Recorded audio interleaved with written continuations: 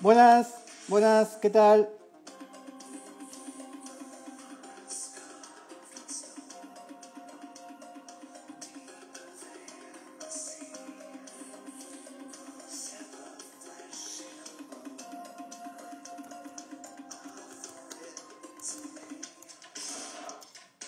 Bueno, vamos a iniciar una nueva entrevista.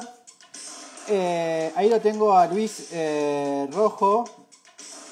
Vamos a invitarlo, ahí va. Debes decir ok y ya empezamos con la entrevista. Así que en cualquier momento, ahí estamos. ¿Cómo va? ¿Qué tal? Muy bien, ¿vos? Habías iniciado vos un otro live, por eso no te podía invitar. ¿Cómo estás? ¿Bien? Ah, puede ser. Muy bien, sí, sí. Lo que pasa es que he de confesar que nunca había hecho esto. Bien, bien. No, siempre hay unas primeras veces, así que no te preocupes. Vamos bien. ¿Dónde estás? ¿Estás de Eso seguro. vacaciones? Porque me dijiste que no estás en tu casa ni en la Eh, oficina. estoy en San Sebastián, en casa de la familia de Begoña. Bien, así que te Estoy fuiste de vacaciones a San Sebastián. sí, vamos y venimos a Madrid, pero de aquí al miércoles estamos aquí de vacaciones, sí. Bien. ¿Y por qué elegiste San Sebastián? Qué linda ciudad. Yo fui una vez y es hermosa ciudad. No, porque la familia de Begoña es de aquí, tiene una casa, Bien, y ya sabes cómo somos los españoles, que la familia va primero. bien. Y para cualquiera que no conoce San Sebastián, ¿qué le dirías que tiene que ver primero? ¿Qué hay que conocer de San Sebastián? Pues es una ciudad muy fácil porque es muy bonita la geografía, Sí, el setting de la ciudad y, y en realidad lo que hay que hacer en San Sebastián es como pasear y comer, porque es un sitio muy bien. bonito y se come muy muy bien. Los españoles siempre, los Sí, españoles es más importante la comida, ¿no? Ante todo. sí, no, bueno, aquí la gente o come o habla de comida. Esas son Ok, las dos opciones. bien, muy bien. Bueno, acá estoy viendo tus fotos de tus publicaciones de Instagram y quiero hablar de algunas fotos. Acá tenemos esta obra tuya, ¿no? Sí, Contanos algo de por qué siempre trabajás mucho con el metal, por qué este tipo de materialidad, qué es lo que te lleva a usar el metal. no, es un proyecto muy, muy particular para nosotros porque Begoña y yo siempre hemos trabajado con proyectos públicos, con obra pública a través de los concursos del Estado Sí, y por lo tanto hasta el año 2005, 2007 nuestros proyectos eran siempre de obra pública para clientes públicos, para el Estado, para las comunidades autónomas, para los ayuntamientos, etcétera. sí, Y desde el 2005-2007, una de las cosas que produjo la crisis económica bestial del 2005-2007 en España fue que el Estado y las instituciones públicas dejaron de hacer concursos, se dejó de hacer obra pública y nos bien. tuvimos que reciclar nosotros y probablemente todos los demás para empezar a hacer proyectos para otros clientes, en Para privado. privados, ¿no? En este caso a lo mejor desde otros países, desde luego desde Argentina, por lo que yo entiendo, esto es hiper común y incluso más difícil, ¿no? Más radical. Pero este es un concurso que ganamos para un colegio privado, un colegio con muchos recursos que da educación inglesa en España. Y entonces lo que nos pasa es que es un proyecto grande porque tiene varios Sí. edificios, pero nos pusieron la condición de que teníamos que hacer los edificios siempre en un periodo de tiempo menor de 4 o 5 meses. Ah, Entonces, muy como rápido. el colegio siempre está en marcha, en realidad el tiempo para cada edificio es más corto de lo normal. Y entonces, todos estos últimos edificios que hemos hecho, los tres últimos edificios que hemos hecho, que son para este colegio, para el Runnymede, en realidad se construyen siempre muy deprisa y entonces para poder hacerlo los tenemos que prefabricar en un Bien. taller y los tenemos que llevar medio montados, estructuras y cerramientos y acabados en parte. Y entonces por eso estos últimos edificios están hechos con estructura metálica y con acabados metálicos, porque son literalmente prefabricados para poder cumplir los plazos. O sea que en realidad es una cosa muy práctica, muy pragmática, impuesta, digamos, como un problema y que intentamos resolver a través de mecanismos de prefabricación y de que sean rápidos y por lo tanto esa es la única razón por la que son Bien. metálicos. Y entonces empezamos a trabajar con este problema y cada uno de ellos es una especie como de ensayo adelante de este problema. Y esta tipología más fabril, ¿no? Más de industria, ¿es también por esta cuestión de rapidez y de la estructura metálica o además vos tenés un interés extra por la imagen industrial? Bueno, sería absurdo decir que que a mí que no nos interesa, desde luego que nos interesa. Lo que pasa es que no es tanto una condición, yo no diría que tiene que ver con una condición fabril o industrial, sino que tiene que ver con el problema de construir un envoltorio, Sí, una sí. envolvente, eh, precisamente porque está construido con una superficie metálica que generalmente tiene mucha flexibilidad de forma incluso de textura o de colores, etcétera, pero en realidad mide 3 o 4 milímetros y en Mm, realidad funciona literalmente como una superficie, como un envolvente. Y entonces ahí está. decidimos, en vez de trabajar con problemas de articulación de la forma del volumen, intentar hacerlo todo con esta cosa más directa y más simplificada de una envolvente y la simplificación de esa envolvente. Mencionaste la palabra color. Y acá en el Founder Hall hay una escalera y tiene un color, ¿no? Un color rojo, un color muy pragmante, muy fuerte. ¿Por qué has elegido el rojo? ¿Qué significa el color en tus obras? Porque en tus obras siempre hay algo como muy neutro y pegás el color. Bueno, vos sos Luis Rojo. Bueno, no, la escalera roja del Runnymede tiene más que ver con que en este caso el Founders Hall, para poder construirlo en los meses que nos habían dicho, Sí. tuvimos que utilizar las cimentaciones y parte de la estructura de hormigón de un edificio que ya existía, porque si no, no nos daba tiempo a acabarlo. Y entonces tuvimos que hacer, por esa razón, tuvimos que trabajar con un volumen muy rectangular, muy sencillo en términos de forma de volumen, y la escalera y algunos otros elementos como el basamento que está hecho de madera, todas las ventanas están hechas de madera, eran una manera, un modo de contrarrestar el carácter tan directo, el carácter tan Sí. simplificado que tenía el volumen, pero o sea, hay mucha gente que piensa que me lo estoy inventando, pero no es verdad. Lo cierto es que la estructura de hormigón, nosotros hemos hecho un edificio con una estructura de hormigón de otro edificio. Tuvimos que utilizar la estructura de hormigón de otro edificio que ya estaba. Si la tirábamos no nos daba tiempo a construir una nueva. Ok. Y, y entonces la escalera en realidad lo que intenta es Unificar. darle un manotazo a la rotundidad del rectángulo que parece un gesto tan simplificado y tan rotundo cuando en realidad es otra vez una imposición. Bien. Hace poco fue la Bienal de Venecia. Has estado en Venecia y Uh-huh. contanos una experiencia de Venecia, algo que te haya sorprendido, algo que fuiste a ver en particular.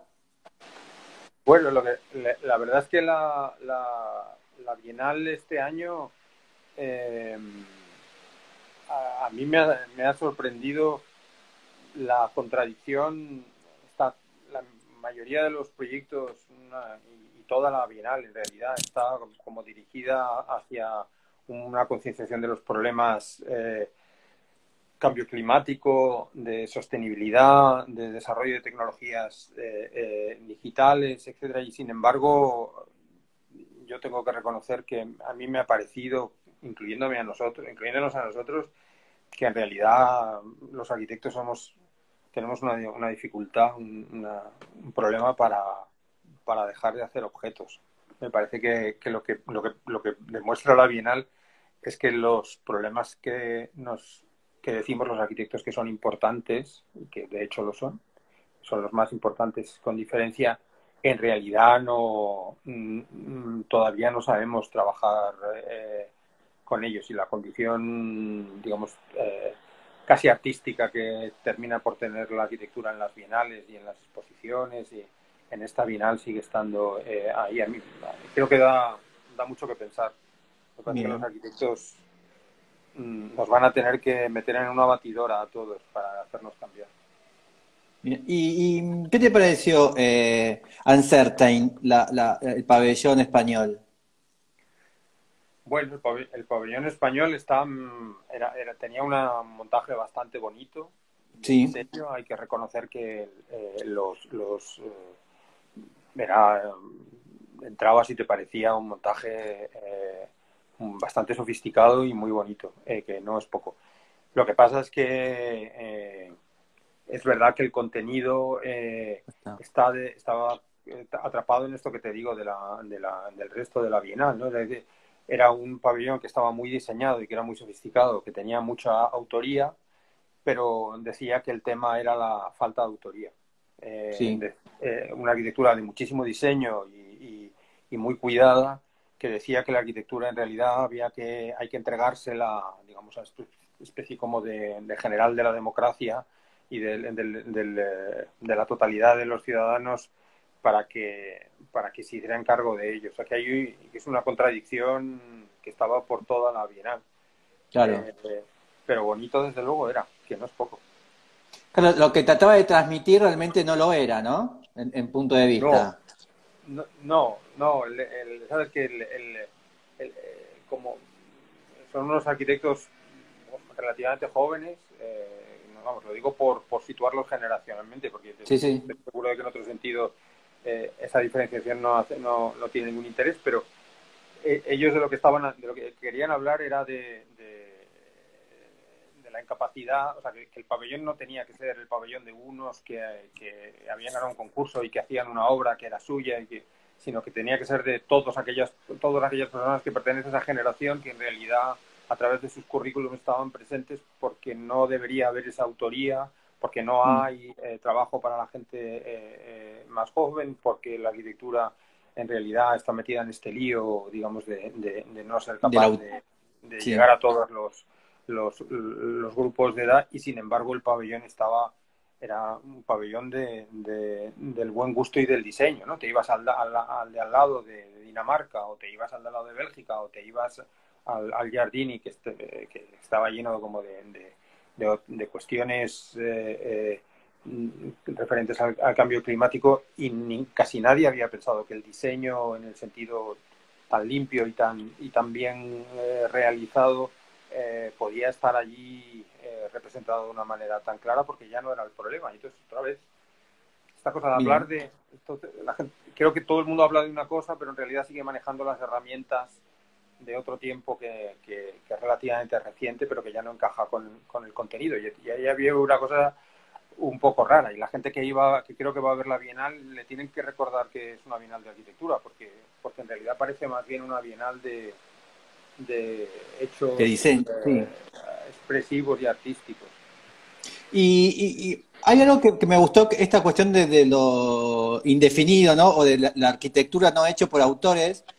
Y en el caso en el pabellón argentino, no, no sé si lo has visto, la Casa Sí, Infinita, tal vez no tenía un diseño tan espectacular, ¿no? La curaduría, sí, pero sí capaz, las obras, sí, eran muchas obras de muchos arquitectos y que podías recorrer todo el país, ¿no? sí. Nuestro. ¿Crees que ahí capaz que hubo como una mejor mirada o un poco más de... Bueno, me preocupo más por mostrar las obras de los demás arquitectos? Bueno, yo creo que el pabellón de Argentina también estaba bastante diseñado, aunque era bastante efectivo, desde luego. Y sí es verdad que había intenta, porque sigue allí, intenta mostrar, digamos, muchas versiones de un mismo problema Sí, que tiene que ver con la casa. Y en ese sentido confía, o creo que confía en que el problema de la casa, del hogar o de lo doméstico es digamos, un problema incuestionable, o sea, que siempre va a estar ahí, que es fundamental, etcétera. Creo que en ese sentido lo que parecía era que en el pabellón de Argentina frente al de España hay una confianza mayor en que la arquitectura es el problema del que debemos hablar. Lo que pasa es bien. que, vamos, lo que pasa es que el resto de la Bienal lo que está diciendo, no sin razón, a lo mejor no con tanto, creo, con tanto efectividad, pero no sin razón, es que la arquitectura es a través un medio más que tenemos que utilizar para hablar de cosas que exceden con mucho los límites de la arquitectura y los temas de la arquitectura que tienen que ver con otras escalas y otras dimensiones, ¿no? Y en ese sentido creo que tanto el pabellón de España como el pabellón de Argentina u otros, Ahí está el eh, argentino. eso es, tienen, digamos, seguimos pensando, porque en realidad entre la educación y la arquitectura argentina y la española y estos puntos en común, y es que los problemas de la arquitectura vienen generados desde dentro de la arquitectura. La arquitectura habla de arquitectura, utiliza herramientas de la arquitectura y plantea problemas de la arquitectura. Creo que una de las cosas de las que tenemos que pensar es si los problemas que la arquitectura tiene que afrontar en realidad no provienen de la arquitectura y deben ser resueltos a través de la arquitectura como a través de otras tantas técnicas, pero que la arquitectura no es capaz de plantear ni de generar las cuestiones fundamentales del futuro próximo. Creo que en ese Bien. sentido el pabellón de Argentina también eh, eh, tiene algo digamos, del dilema que estaba planteado también en España, y es cuánto la arquitectura es capaz de trascenderse a sí misma y integrarse en los problemas fundamentales de este mundo, o cuánto la arquitectura sigue siendo una disciplina bastante narcisista y bastante introvertida, que piensa que la arquitectura es de los arquitectos y los problemas de la arquitectura provienen de la arquitectura. Y me parece que la contestación a esas dos preguntas es que no. Lo que pasa es Bien. que los arquitectos no somos los mejores para hacer esa autocrítica, creo. No. Vamos, yo te he enviado 100 preguntas, de las cuales tenés que elegir 10, así que empecemos. A ver qué has elegido. Bueno, yo te quería hacer una pregunta a ti, que siempre hay que hacerle una pregunta al entrevistador. O sea, ¿cómo habéis hecho las preguntas? O sea, ¿por qué las preguntas son heterogéneas? ¿Cuál es la razón? Tengo Eh, curiosidad por eso. Primero, bueno, ya vengo haciendo 7 ciclos de esto, entonces cada vez tengo que pensar preguntas nuevas Ah, y siempre trato de ser preguntas lo más generales posibles, como para generar conversación. En realidad son excusas para generar conversación y también fueron preguntas que me fueron como respondiendo otros invitados, ¿no? A veces o a veces son temas de los que yo quiero hablar y capaz que nadie me habló antes. Entonces soy como, o voy sacando temas. Pero sea, que sí, las preguntas las vas cambiando. sí, cada 60 días las cambio. Vale, vale, vale. No, porque es que lo que me ha pasado es que como van por temas o por paquetes, Sí, ¿no? Que en realidad he tenido este dilema. Te lo cuento, te lo confieso. Y es que en realidad creo que es más interesante, me parece más interesante contestar las preguntas que no son de arquitectura, porque hay bien. muchas preguntas que no son directamente de arquitectura, pero sin embargo también me parece un poco absurdo, porque yo sé más de arquitectura que de cine o de televisión, o sea que bueno, entonces he elegido mezclado. Bien, muy bien. Vale. Bueno, para empezar, vamos a empezar por el principio de las preguntas, ¿no? La pregunta de cuál era la serie cómica o la serie de televisión que yo hubiera dicho que es mejor o que por lo menos a mí me ha gustado Sí. más. Yo creo que nunca me he divertido tanto ni nunca me ha gustado tanto una serie de televisión como Doctor en Alaska. ¿Sabes Bien. cuál es? ¿Cuál? Doctor ¿Doctor? en Alaska. No. Pero muchas veces nos cambian los nombres entre Argentina y... Ah, bueno, tendrá No, nombre no la ahí. conozco. ¿Esta? Eso es. Sí, Northern No, no la Cross, conozco yo. pues no tiene desperdicio. Es una serie, ahora ya será antiquísima, pertenece al siglo XX, creo.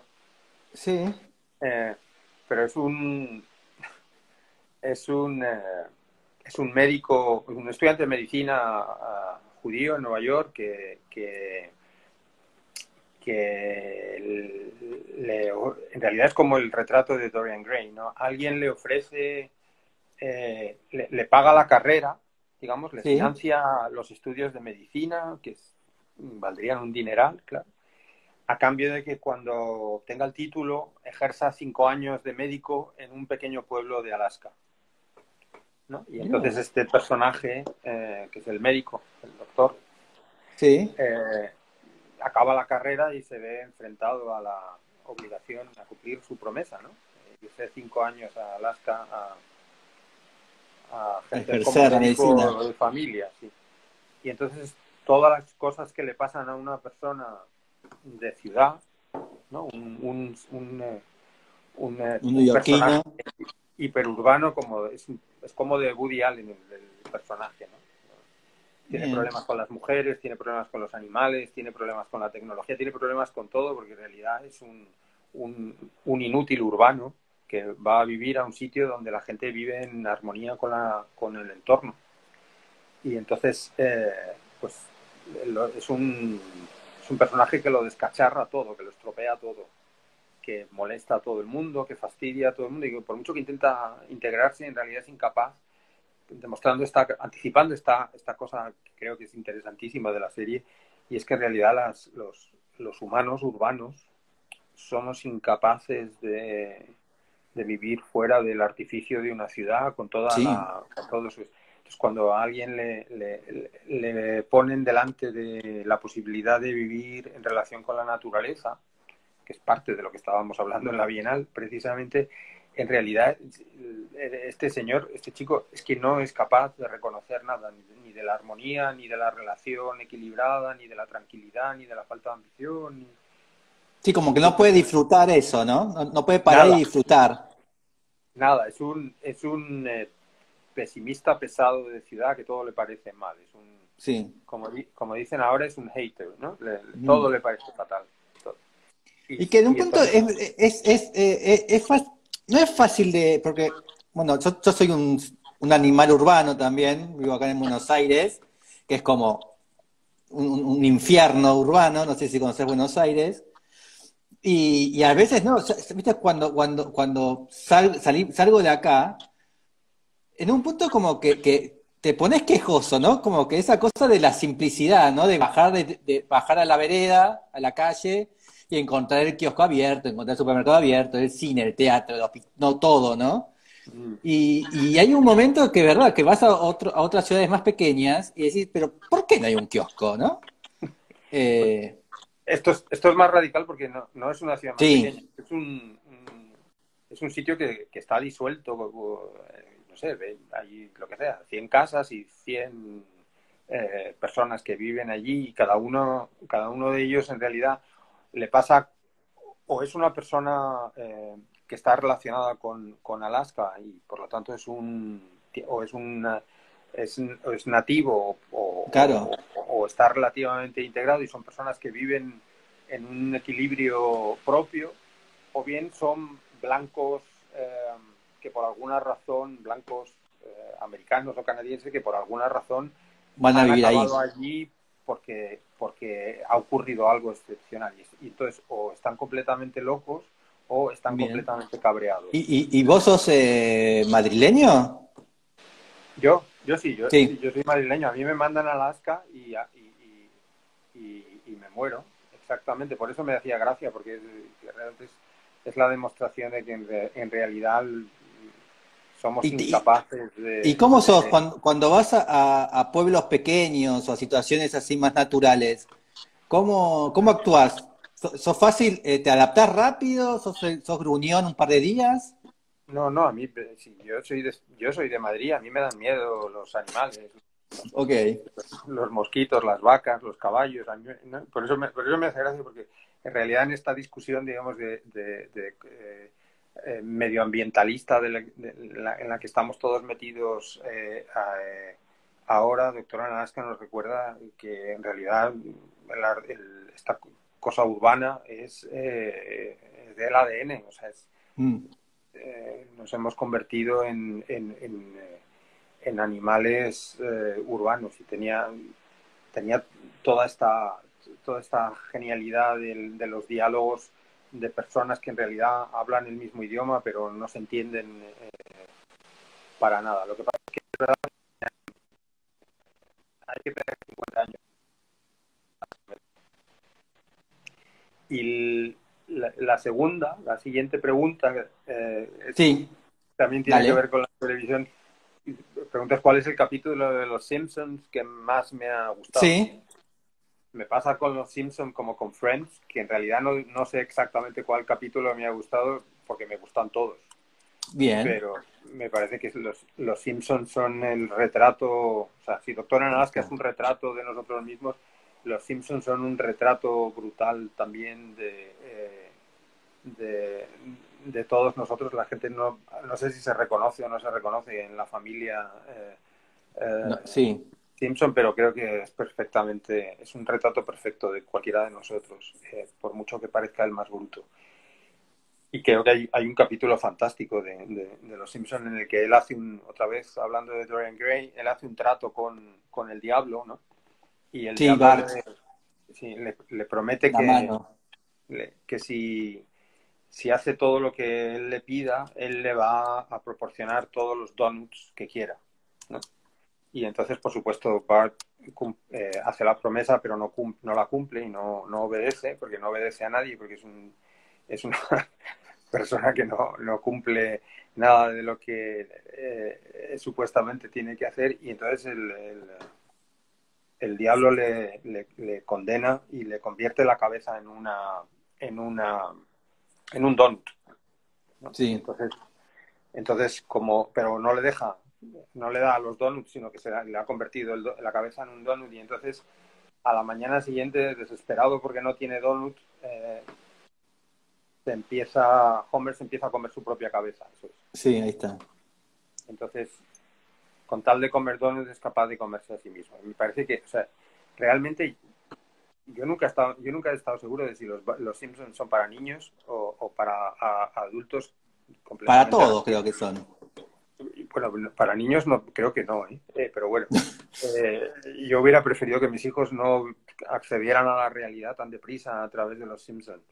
Mm. Eh, y me parece que son bestiales. Pero vamos, digo ese capítulo como podría decir cualquier otro, porque realmente es un caso de periodismo de actualidad Sí, pasado por la televisión atroz. y por los dibujos. Bueno, hay algo que yo siempre digo que yo tengo menos años vividos con los Simpsons que sí los Simpsons, porque cuando los Simpsons empezaron, yo vi el primer capítulo en vivo desde mi casa, yo tendría 12 años, ahora tengo 44 y, me atravesó toda la etapa los Simpsons. Mm. Yo no, sinceramente, yo hubiera preferido que mis hijos de 12 no vieran Los Simpsons. Porque yo estaba viendo Los Simpsons y pensaba, ¿se estarán O 14 enterando tendría. de la bestiada que estamos viendo? Bueno, Sí. tiene la ventaja de Pero, que así no les tuve yo que explicar la mitad de las cosas de este mundo. claro. Ya se Vamos a enteraron la, otra vez. vamos a la tercera. La tercera es más, es ya directamente de arquitectura, más pedante, ¿no? ¿Cuál es el Bien. edificio moderno eh, que más te gusta? Entonces, digo, pues, por contestarlo de una manera que creo que es más interesante, yo diría que o sea, si hay dos edificios que creo que modernos que creo que son fantásticos y que realmente a mí por lo menos me lo parecen. Uno es el edificio canónico de Mies van der Rohe, el Dominant Center en Toronto, ¿no? Las torres, los 3 edificios del centro para el gobierno de Toronto, de la ciudad de Toronto. Y creo que nadie que haya ido a La Tourette en Lyon de Le Corbusier diría que no, el edificio no es fantástico, incluso es un edificio bellísimo. Ahora, lo que me interesa es que en realidad uno puede decir que le gusta el edificio de Toronto y el edificio de Lyon de Le Corbusier en la misma frase y no darse cuenta de la contradicción o de la, digamos, de la rareza que eso significa, ¿no? Que a uno Sí. le, le parezca un edificio espectacular, esa caja negra, esas cajas negras de Mies, con todo lo que significan, y también le interesen a la vez un edificio tan escultórico y Como Le Corbusier. tan sofisticado en lo particular y en las diferencias y en la articulación del edificio de La Tourette. Y creo que eso lo que da que pensar, en realidad la pregunta que hace es, ¿no?, qué edificios modernos te parecen excepcionales, hecho en singular. Y es que en realidad la arquitectura moderna nos siguen diciendo una y otra vez, nos siguen educando en esta idea de que la arquitectura moderna forma parte de nuestra forma de pensamiento, desde luego forma parte de nuestra educación, de nuestra manera de hacer arquitectura, de las técnicas y de las ideas que utilizamos, y eso no es verdad. En realidad nosotros hablamos de la arquitectura moderna, es como si me preguntas qué catedral gótica francesa me gusta más. Pues te podría decir, podría decir que me gusta Reims y me gusta Sevilla, porque la de Reims es vertical y la de Sevilla es más horizontal y más decorativa, porque en realidad pertenecen a un tiempo que ya no es el nuestro. Y entonces, en realidad, las contradicciones entre los dos proyectos, que son ideológicas, para mí no son un problema, porque en realidad las veo como parte de la historia de la arquitectura, parte del recopilatorio de obras de arquitectura que pertenecen al pasado. Y creo que es interesante en ese sentido darse cuenta de que cuanto más nos educan en las escuelas de arquitectura utilizando la arquitectura moderna, el proyecto moderno como referencia, más deberíamos levantarnos delante de los profesores y decirles que lo dejen ya, porque es una tontería, porque está mal, porque la arquitectura moderna pertenece a un tiempo y una manera de pensar, a una manera de hacer las cosas que en nada coincide con el nuestro, ¿no? Y la identificación de lo contemporáneo con lo moderno en la arquitectura es un error académico, pedagógico, creo que muy grande, ¿no? Por lo mismo Bueno, podría... a veces es muy difícil hacer los duelos, ¿no? El duelo siempre es una situación muy complicada y capaz que nos tocó vivir ese momento de duelo nosotros. Sí, pero el duelo empezó en 1950, ¿eh? O sea que llevamos duelando creo que 70 años. Bueno, Yo creo... No, lo que pasa es que esto es un problema ideológico. Si el origen de todas nuestras ideas y de nuestras formas de pensar no es el proyecto moderno, hay que sustituirlo por otra cosa. Hay que pensar otra cosa. Y eso, el duelo tiene más que ver con evitar el dilema de por qué lo sustituimos. Y creo ¿y será que eso todo esto que estamos hablando antes de la Bienal, que viene hace un par de años, de la sustentabilidad, del medio ambiente, ¿no será que no nos gusta en un punto? Como que capaz no creemos en eso y bueno, y es políticamente correcto. ¿Y bueno, creemos en el modernismo todavía? yo, desde luego, lo que estaba intentando explicar antes de la Bienal tiene que ver con esto, aunque es un paso o 3 más adelante, ¿no? O sea, la arquitectura se tiene que ocupar de las cosas que han ocurrido hace 100 años, o funcionar con las ideas de hace 100 años, utilizar las técnicas de hace 100 años, o hablar de la técnica como hace 100 años, de la prefabricación o de lo que sea. O en realidad los problemas de la arquitectura deberían provenir de los periódicos, ¿no? De lo que está ocurriendo hoy en tiempo real. La arquitectura es un instrumento social y tiene que estar dedicado a resolver los problemas actuales. ¿Y crees que, viste que ahora se está evolucionando la impresión 3D. Ya hay puentes en impresión 3D. Mm. ¿Crees que capaz que la impresión 3D sea realmente como el nuevo material que nos dejará de hablar del movimiento moderno? ¿Será como la impresión 3D el nuevo hormigón armado para nosotros? Yo creo que nosotros en clase, por ejemplo, este año he estado leyendo y hablando y discutiendo sobre esto precisamente a través de los textos de, por ejemplo, de Mario Carpo, que entre Mm. otros es profesor en la Bartlett en Londres, y, y lo que dice Mario Carpo, que creo que lo lleva diciendo 20 años, o sea que también podíamos haberlo entendido ya, es que la producción digital en 3D ha cambiado los sistemas productivos, pero también la forma de pensar. Es decir, cuando uno piensa en términos de tridimensionalidad productiva o de 3D, digital, etcétera, la diferencia entre el original, la pieza original y la repetida, el problema de la ornamentación, el problema de la variación, la cuestión de los costes, el tamaño de las piezas y el modo en que se relaciona la tecnología con la producción han cambiado totalmente. Y eso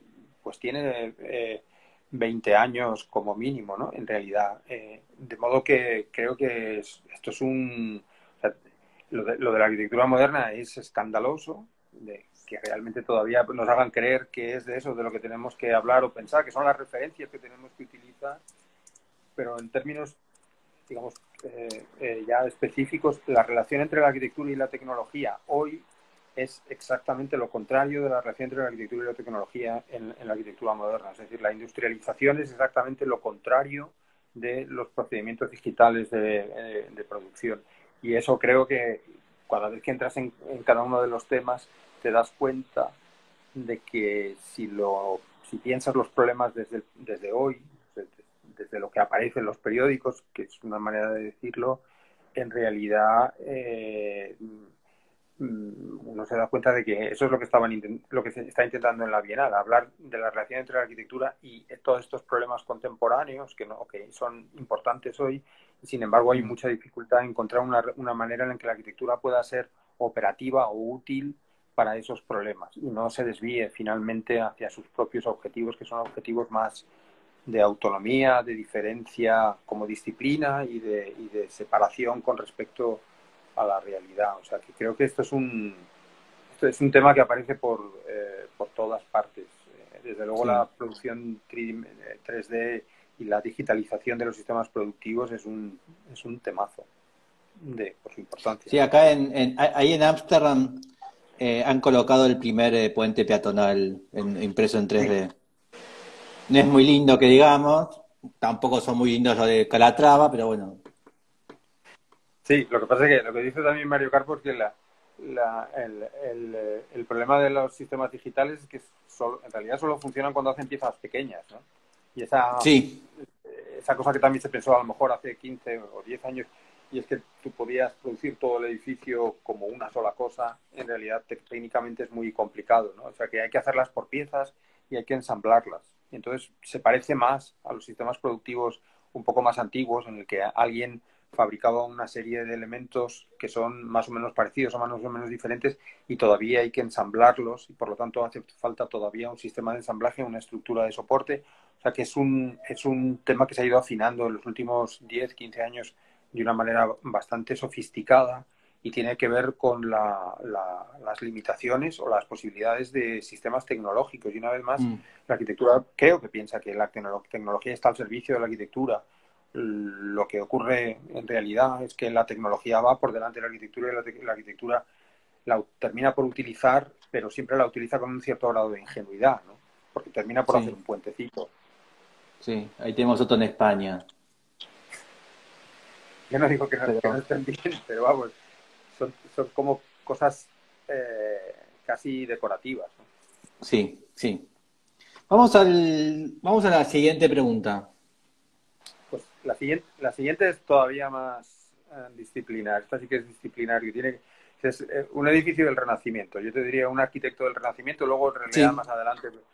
Yo creo que cuando, o sea, que hay no debe haber ejemplo más disciplinar y más pedagógico que Palladio, precisamente, no porque los edificios de Palladio sean maravillosos, que lo son, igual si son villas, iglesias o palacios, sino porque por el esfuerzo, cuando uno estudia Palladio, en realidad se da cuenta de que eso que se llama clasicismo en Europa, o que se llama clasicismo en Europa, es una sistematización del conocimiento que Mm.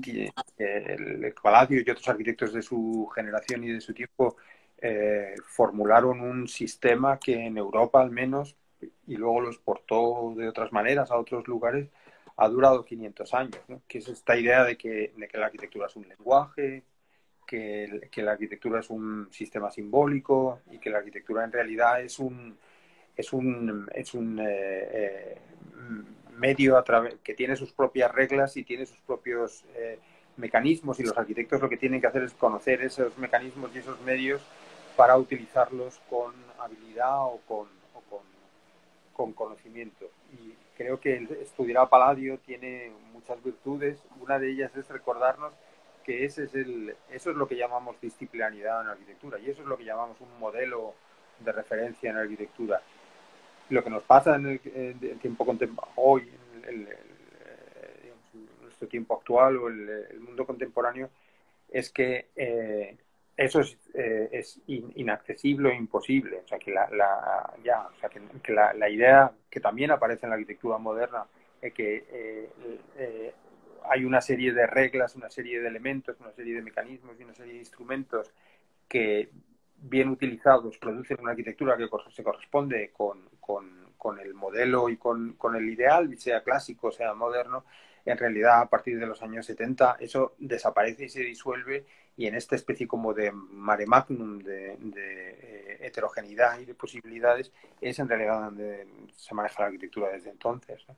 Y entonces creo Bien. que es interesante estudiarlo precisamente para tener un modelo alternativo y que aplica perfectamente en realidad para situar también lo que es la arquitectura moderna como modelo, como referencia. Por lo tanto, yo recomiendo estudiar la arquitectura de Palladio y entenderla bien, no como un problema de historia, sino como un problema de comparación con lo moderno y con lo contemporáneo. Me parece que tiene esa virtud. Al Eh, principio hablamos de la autoría, ¿no? De esta cuestión de la autoría y que si la arquitectura está hecha por autores, ¿no? Con el Arnstein.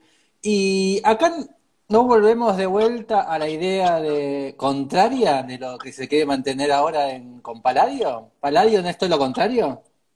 bueno, Palladio la demostración de que en realidad la idea de la originalidad y de la diferencia es una obsesión que empezó en el siglo XX y que en realidad en nada se corresponde, nada caracterizaba ese otro modelo, llámese clásico, llámese, digamos, moderno, clasicismo moderno, posterior, por esa razón que tú dices, ¿no? Porque en realidad, en el momento en el que uno acepta que hay un lenguaje y los arquitectos buenos son aquellos que hablan bien ese lenguaje, por decirlo de una manera simbólica, estás aceptando que la relación entre la originalidad o la autoría y el arquitecto está mediada por ese sistema, por ese mecanismo, mientras que en nuestro tiempo creo que sigue siendo una obsesión, una inevitabilidad el pensar que la originalidad, la diferencia o la autoría es un valor fundamental de la arquitectura. Y ahora, si volvemos otra vez a esta cuestión, digamos, cómo tiene que cambiar la arquitectura para, digamos, desarrollarse de una manera más inteligente dentro de los problemas contemporáneos, esta cuestión, digamos, de la arquitectura como vía la autoría y vía la diferencia, también entra en un conflicto muy grande, y así pasa también Bien. en la Bienal, ¿no? Que uno tiene la sensación de estar viendo tantas cosas y tan diferentes todas ellas, pero que al final lo único que las une en realidad es una cierta obsesión por la diferencia, ¿no? Por Sí, manifestar. hace unas semanas otro invitado Me dijo algo que a ver qué te parece a vos. Que en realidad Brunelleschi, Felipe Brunelleschi, no es tan reconocido, no es tan nombrado o estudiado porque no escribió como Palladio. Que si Brunelleschi hubiese escrito, sería más considerado. ¿Vos creés en esa teoría? Bueno, creo que no quiero ser injusto con Brunelleschi, pero tampoco quiero ser injusto con Palladio. La verdad es que Palladio escribió un libro que por razones a lo mejor de fortuitas en lo histórico, ¿no? O también por un valor intrínseco, se convirtió en una referencia que a través de Inglaterra y de su expansión desde Inglaterra terminó por ser una referencia durante 4 siglos en Nivel mundial, luego en global. Europa y en tantos otros continentes. O sea que en realidad, aunque alguien quisiera decir que Brunelleschi es un autor, un arquitecto no suficientemente reconocido, que creo que tampoco es cierto, creo que cualquier estudioso del Renacimiento sabe que Sí. Brunelleschi en realidad lo que es un autor distinto que Palladio, porque Brunelleschi en realidad se maneja dentro de un sistema de recursos y de conocimientos mucho más limitados, mientras que Palladio en realidad se mueve en un sistema de recursos y también de conocimientos directamente de la arquitectura clásica que es muchísimo más amplio, pero también porque pertenece Bueno, a una le llevaba un cultura de la siglo más dimensión. también. O sea, que no sé, yo lo que creo es que lo que hay que pensar es que la arquitectura europea del 1500 en adelante, no sé si son más importantes y eso da que pensar, o han sido más importantes, creo, los libros que los edificios. Sí, O sea, que los edificios los hemos visto en el siglo XX cuando viajar se ha convertido en una cosa distinta, ¿no? Pero creo que el conocimiento y la cultura arquitectónica se ha expandido y se ha producido y por lo tanto se ha generado a partir de los libros. Luego no hay obra más importante de arquitectura de Palladio que sus 4 libros. sí.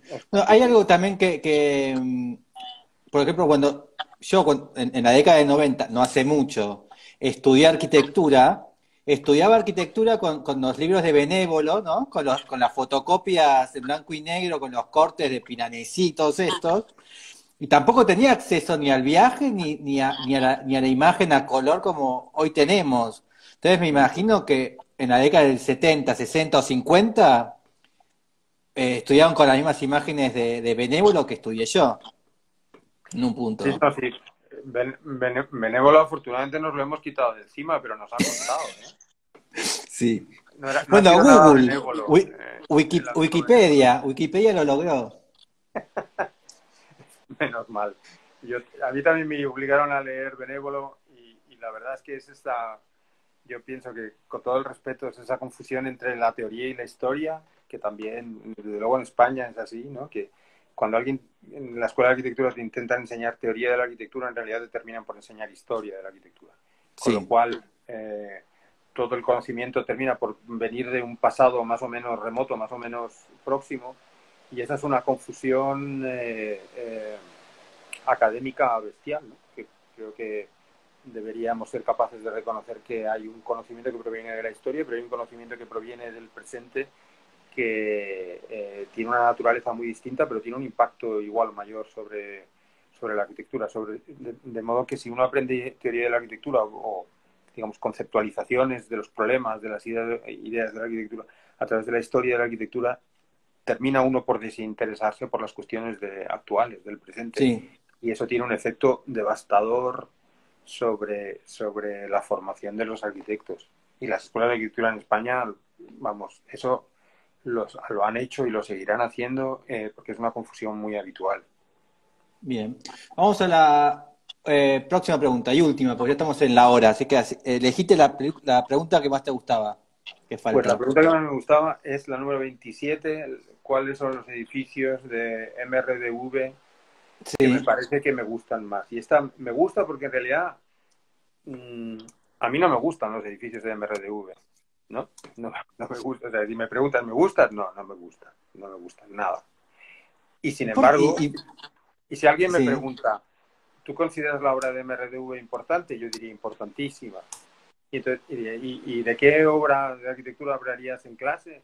Y digo, pues de los edificios de MRDV. Pues por ejemplo ese, del pabellón de Holanda de la exposición de Hannover 2000 o del mercado en Rotterdam del este. 2014, ¿no? Esto que tiene esto. Entonces, creo que esto es importante porque aquí esta cuestión, si, ¿cuál es el edificio que más me gusta? ¿Qué más da? ¿A quién le importan?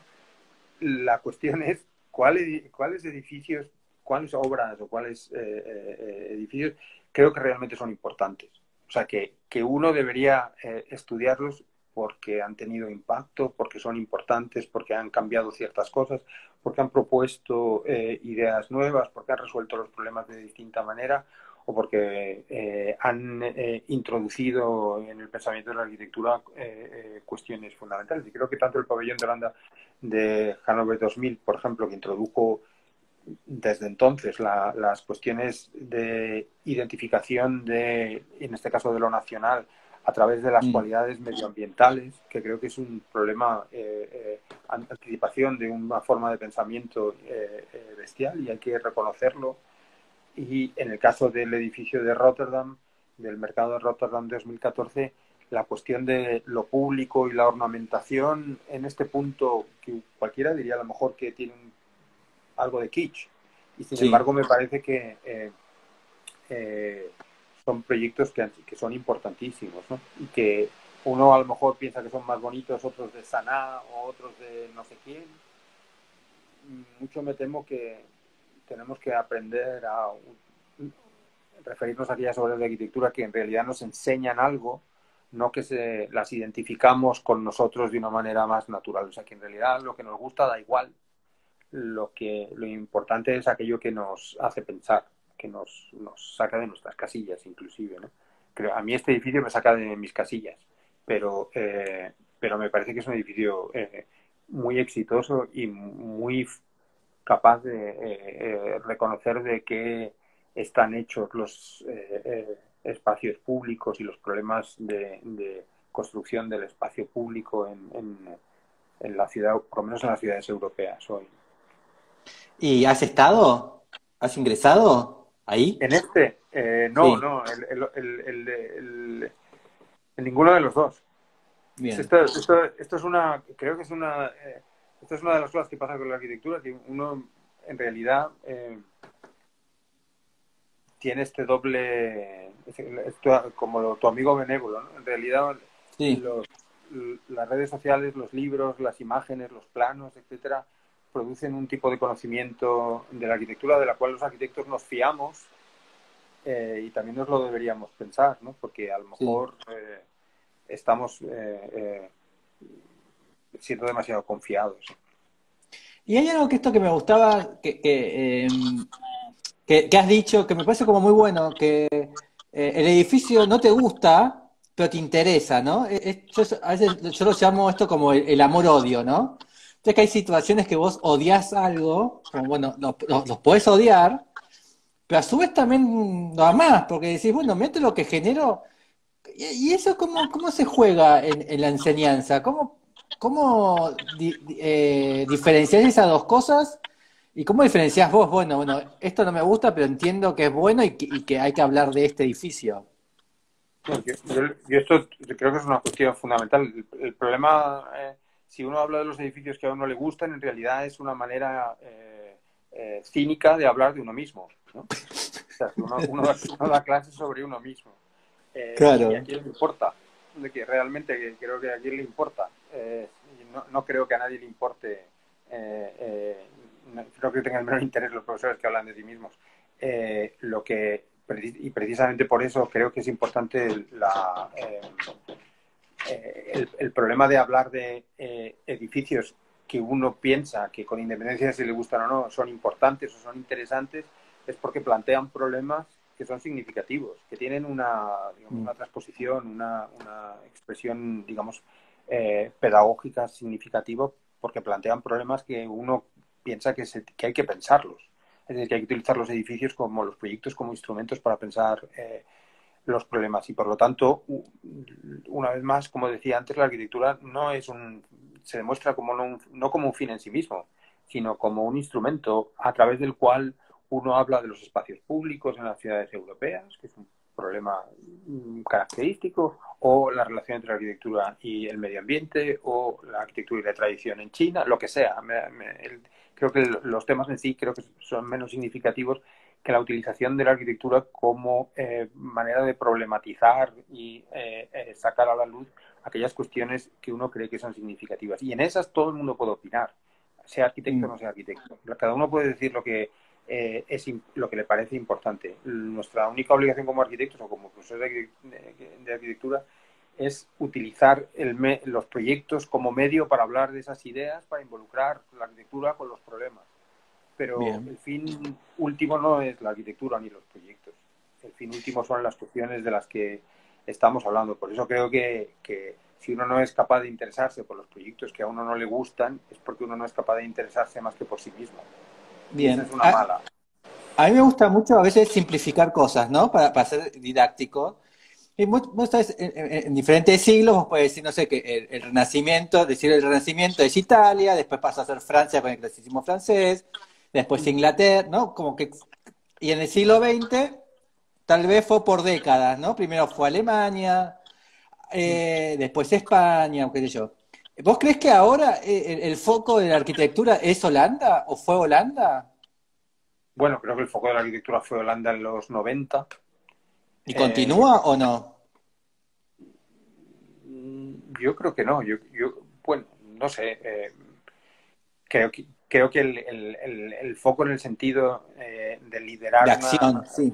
una discusión que era que sabía que se producía allí por primera vez y que se emitía desde allí, que resultaba significativa para todos los demás, creo que ya no ocurre en las escalas nacionales. Creo que hemos pasado de las escalas nacionales de los 90 a la importancia de determinados actores que han sido capaces de producir los discursos o las discusiones más intensas y más significativas, y creo que en ese sentido creo que Oma y Koolhaas y Amo durante el principio de los 2000, independiente de que fueran holandeses, han liderado ese, ese campo, no porque fueran holandeses, sino porque fueron capaces de hablar de las cosas como si estuvieran importantes en tiempo real, ¿no? Esta capacidad de identificación casi como periodistas, más que como arquitectos o como teóricos de la Mm. arquitectura, aquellas cosas que cada 2 o 3 años de repente aparecían en la mesa a través de un libro como si fueran significativas y que rompieron completamente los límites más convencionales de las discusiones disciplinarias.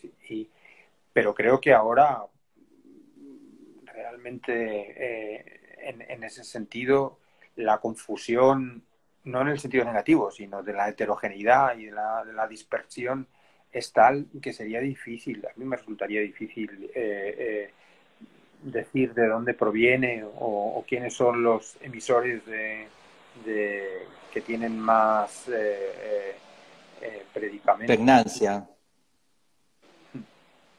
Bien. Bueno, ¿qué harás mañana en San Sebastián? ¿Qué te tocas? ¿A dónde qué vas a pasear? ¿Qué haces mañana en San Sebastián? Pues estoy aquí refugiado con mis libros, leyendo, intentando evitar ir a la playa. Ah, ok. ¿Y danos un consejo de un libro. ¿Qué tenemos que leer? ¿O qué estás leyendo y qué tenemos que leer nosotros? Eh, pues la verdad es que si me preguntas, estoy leyendo un libro, literalmente el que estoy leyendo ahora es un libro de un geógrafo americano que se llama Dennis Cosgrove, Sí, que se llama el paisaje paladiano, eh, sí. que no tiene que en realidad no tiene tanto interés por Palladio, porque Dennis Cosgrove no es como se dedica a la geografía y al paisaje, y lo que es un libro que intenta explicar no tanto la obra de Palladio, las villas, ¿no? Sino cómo las villas en realidad no eran más que una manifestación de una construcción mucho más compleja y sofisticada, que era la construcción de un paisaje agrícola, de un mecanismo de producción agrícola y un paisaje que iba con él a partir de 1530, 1540, bueno, eso da igual. Precisamente porque Venecia había dejado de poder importar el trigo y el arroz de África por los problemas del Mediterráneo con los turcos, ¿no? Y entonces se dio cuenta de que tenía que expandirse por lo que ellos llaman la terraferma, ¿no? Y entonces lo que estudia Kozlov, que creo que es muy bonito y tiene que ver con los problemas de la Bienal y con los problemas de los que estábamos hablando, es cómo en realidad nosotros nos hemos fijado en Palladio porque digamos, es una expresión artística muy clara y es un personaje y una obra muy clara y que la podemos reconocer y la podemos delimitar. Pero lo más importante del mundo en el que vivió Palladio fue, dice Cosgrove, es la construcción de una cultura como la veneciana, que está dedicada a la transformación de la tierra, desecando la tierra y transformándola en un mecanismo productivo. Y lo que hacen es construir, a través de esa transformación de la tierra y con ciertos elementos de la arquitectura, construyen una expresión cultural completa. Construyen un mundo simbólico completo, en el que una vez más la arquitectura es solamente una pequeña parte, una pequeña técnica dentro de otro conjunto de técnicas que tienen que ver unas tienen que ver con la tierra, otras tienen que ver con la agricultura, otros tienen que ver con los mapas, con el dibujo, otros tienen que ver con la pintura o con la representación, pero todo ello junto, la arquitectura incluida, en realidad se manifiesta como la construcción de una estructura cultural mayor, de una forma simbólica mayor, y él a todo eso junto le llama paisaje. Y en realidad, a mí lo que me interesa del libro de Cosgrove y de los libros de Cosgrove, que tiene muchos, es precisamente que una vez más la arquitectura deja de ser una cosa autónoma, independiente, que tiene un interés en sí mismo para los arquitectos, pero en realidad para nadie más, de esa manera tan intensa, sino que en realidad está mejor descrita y es más interesante como parte de un sistema más amplio, como una estructura simbólica y cultural mucho más amplio, que explica cómo Venecia pasó de ser una república orientada al mar, por razones históricas, a ser una república orientada a la tierra. Y creo que es un libro que mucha gente te diría que es un libro de historia de la arquitectura, porque habla de 1540 a 1580, pero en realidad yo pienso que no es historia de la arquitectura, porque demuestra cómo a lo largo de la historia, una y otra vez, la arquitectura ha formado parte de un sistema mayor. Lo que pasa es que los arquitectos en el siglo XX se obsesionaron o nos obsesionamos con entenderla como algo autónomo e independiente, como si fuera un problema que tiene sus propias reglas y sus propios fines, y no cuando se expresa de esta manera muchísimo más integrada, en el que creo que es una de las cosas más bonitas de este libro. En realidad, la arquitectura junto con la ingeniería no es más que un medio, una técnica más para construir el mundo en el que vive la gente, o sea, el mundo en el sentido literal, el espacio, la tierra, digamos, todos los recursos que rodean a las personas. Y creo que en ese sentido no es tan distinto de los libros, por ejemplo, si uno lee a Bruno Latour ahora, en realidad de esta reclamo, esta advertencia de que o empezamos a pensar más en términos antropológicos y etnográficos y menos en términos, digamos, de teoría convencional de la arquitectura o de arquitectura en términos, digamos, de autonomía, o no vamos a ser capaces de dar esa respuesta que te decía antes en la Bienal, es decir, cómo va a formar parte de la arquitectura de esta respuesta frente a los problemas medioambientales y cómo va a convertirse en una herramienta útil dentro de una respuesta mayor en la que la arquitectura no es el líder, no va por delante, sino que simplemente va al paso de otras muchas técnicas o de Mm, muchas otras sistemas productivos. bien, bien. ¿Y algo que no sea de arquitectura lees? ¿Ficción? Sí, leo novelas policíacas todas. Bien, bien. ¿Alguna en particular? Pues sobre todo leo de esta eh, autora norteamericana que se llama, aquí la tengo, Donna León. ¿No has leído Sí. nunca? No, no, sí, pero sé quién es, pero nunca la leí. Pues acaba de sacar una novela, en realidad son todas muy parecidas, estas novelas que repiten un personaje, y creo Sí, que ahí son, está. Es una son, Agatha Christie del momento. son perfectas para no tener que pensar mucho. ¿Cómo se llama la señora, Harsmith, ¿es? La señora también que hace policiales. Puede ser, sí. Yo, Eh, sí, yo, yo leo policíacas todo el rato ya porque realmente es la manera de leer sin tener que pensar.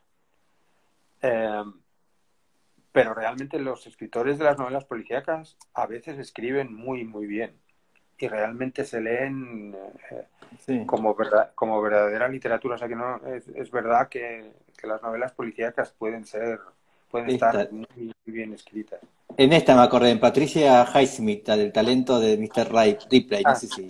el talento de Ripley, sí. Que son como este señor que